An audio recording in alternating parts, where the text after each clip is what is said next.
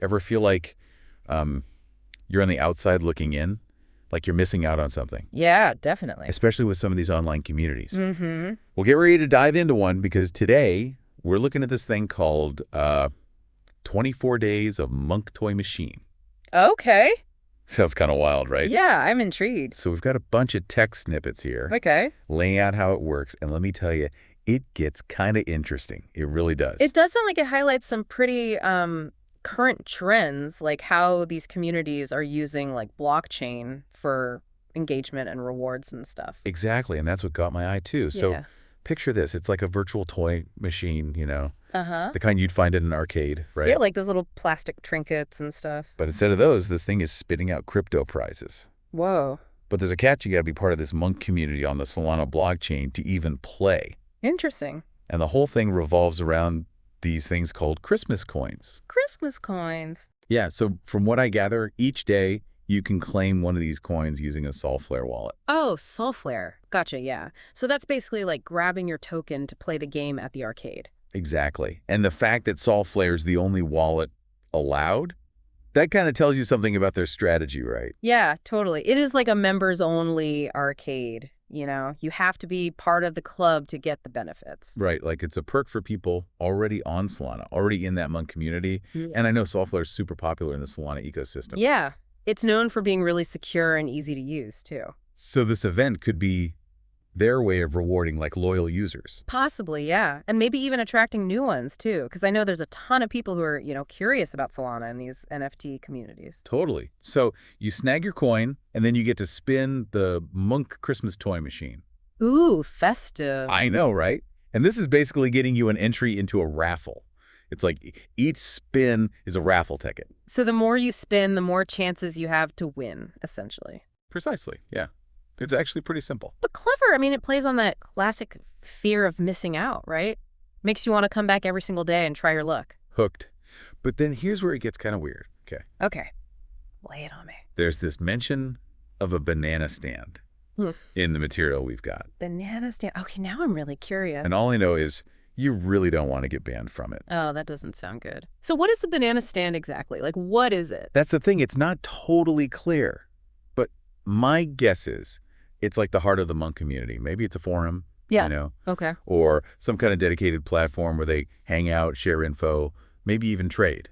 That makes sense. And I can see how getting banned would be a big deal. Right, because if you're out, you're out. Yeah, you'd be cut off from the whole community, basically. And that's a big part of the appeal for a lot of these NFT projects, right? Like, the community is almost as important as the actual assets themselves. For sure. Yeah. But I'm guessing that thread is also there to make sure nobody tries to cheat the raffle. Exactly. And that makes sense because with the raffle being built on blockchain technology, well, it'd be really, really tough to cheat. Yeah, I mean, blockchain's like a public record, right? Everything's tracked, every transaction's out there for anyone to see. Mm-hmm. Which makes it super transparent and accountable, So no funny business with the raffle. Yeah, no funny business. And that's actually a key selling point of blockchain technology in general, right? Like that immutability, that permanence of the record is a big part of why people trust it. Totally.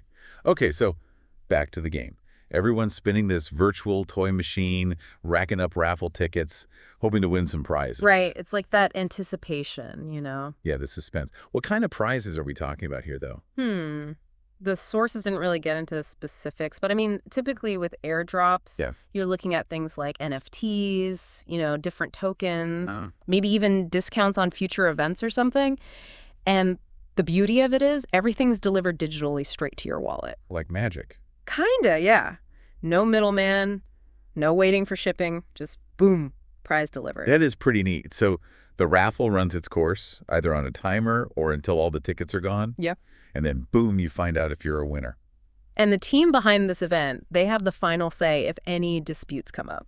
Which I find kind of interesting. Oh, how so? Well, you've got this decentralized technology at play. Blockchain is all about cutting out the middleman. Yeah. But ultimately, there's still a centralized team kind of calling the shots. It's a common pattern you see with a lot of these decentralized platforms, actually. Really? Yeah.